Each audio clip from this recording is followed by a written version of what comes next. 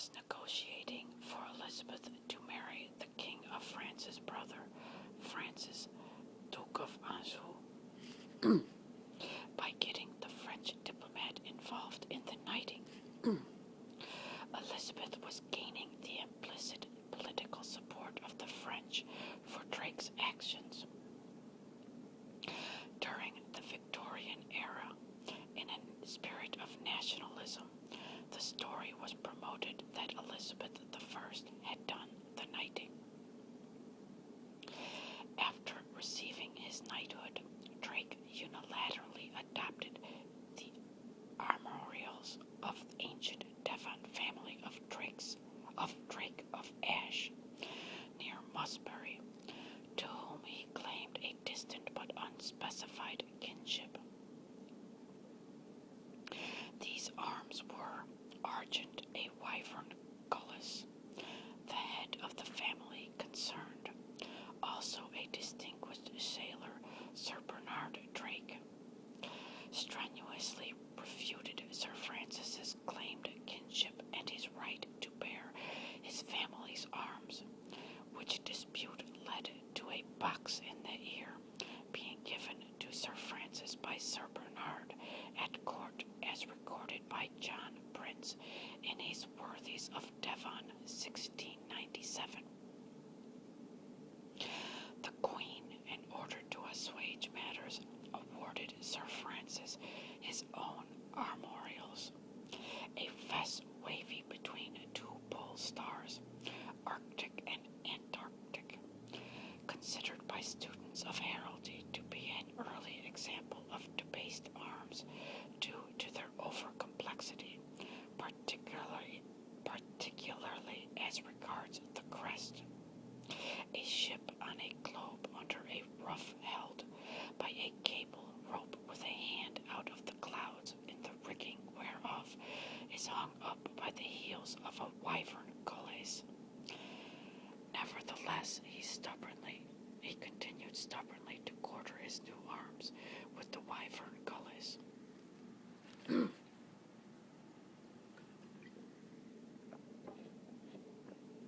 In September 1581, Drake became the mayor of Plymouth and was a member of Parliament in 1581 for an unknown constituency, possibly Camelford, and again in 1584 for Bossiney and Plymouth in 1593.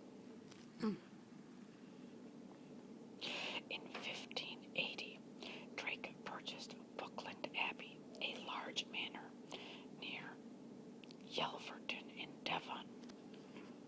He lived there for 15 years until his final voyage, and it remained in his family for several generations. Buckland Abbey is now in the care of the National Trust, and a number of mementos of his life are displayed there. War broke out between Spain and England in 1585. Drake sailed to the New World and sacked the ports of Santo Domingo and Cartagena in present-day Colombia. On the return leg of the voyage, he captured the Spanish fort of San Agustin in Spanish Florida. These acts encouraged Philip II of Spain to order planning for an invasion of England. In a preemptive strike, Drake singed the beard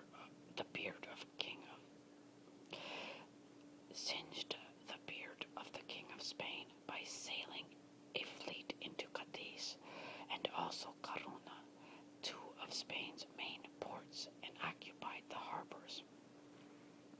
He destroyed 37 naval and merchant ships. The attack delayed the Spanish invasion by a year.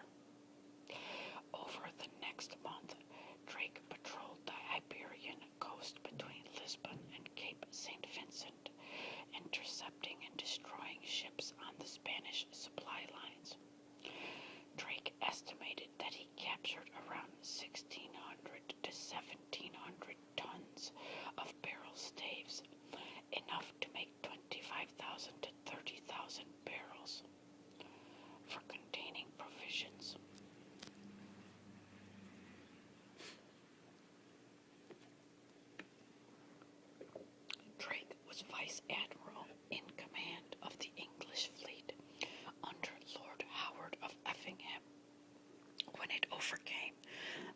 Spanish Armada that was attempting to invade England in 1588. As the English fleet pursued the Armada up the English Channel in closing darkness, Drake broke off and captured the Spanish galleon Rosario, along with Admiral Pedro de Valdez and all his crew. The Spanish ship was known to be carrying substantial funds to pay the Spanish army in the Low Countries. Drake's ship had been leading the English pursuit of the Armada by means of a lantern. By extinguishing this for the capture, Drake put the fleet into disarray overnight. On the night of 29 July, along with Howard, Drake organized fire ships, causing the majority of the Spanish captains to break formation and sail out of Calais into the open sea. The next day, Drake was present at the Battle of the Gravelines. He wrote as follows to Admiral Henry Seymour after coming upon part of the Spanish Armada whilst aboard Revenge on 31 July 1588. Coming up to them, there has passed some common shot between some of our fleet and some of them, and as far as we perceive, they are determined to sell their lives with blows. The most famous but probably apocryphal anecdote about Drake relates that, prior to the battle, he was playing a game of bowls on Plymouth Hoe. On being warned of the approach of the Spanish fleet, Drake is said to have remarked that there was plenty of time to finish the game and still beat the Spaniards. There is no known eyewitness account of this incident, and the earliest retelling of it was printed 37 years later. Adverse winds and currents caused some delay in the launching of the English fleet as the Spanish drew nearer, perhaps prompting a popular myth of Drake's cavalier attitude to the Spanish threat.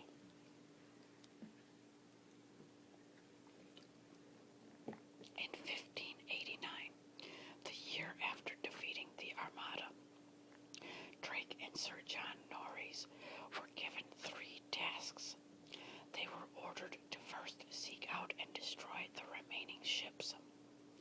Second, they were to support the rebels in Lisbon, Portugal, against King Philip II, then King of Spain and Portugal. And third, they were to take the Azores if possible. Drake and Norreys destroyed a few ships in the harbor of La Coruna in Spain, but lost more than 12,000 lives and 20 ships. This delayed Drake, and he was forced to forego hunting the rest of the surviving ships and head on to Lisbon. Drake's seafaring career continued into his mid-50s. In 1595, he failed to conquer the port of Las Palmas, and following a disastrous campaign against Spanish America, where he suffered a number of defeats, he unsuccessfully attacked San Juan de Puerto Rico, eventually losing the Battle of San Juan. The Spanish gunners from El Morro Castle shot a cannonball through the cabin of Drake's flagship, and he survived. But a few weeks later, in January 1596, he died of dysentery when he was about 55, while anchored off the coast of Portobello, Panama, where some Spanish treasure ships had sought shelter. Following his death, the English fleet withdrew. Before dying, he asked to be dressed in his full armor. He was buried at sea in a lead coffin near Portobello. Divers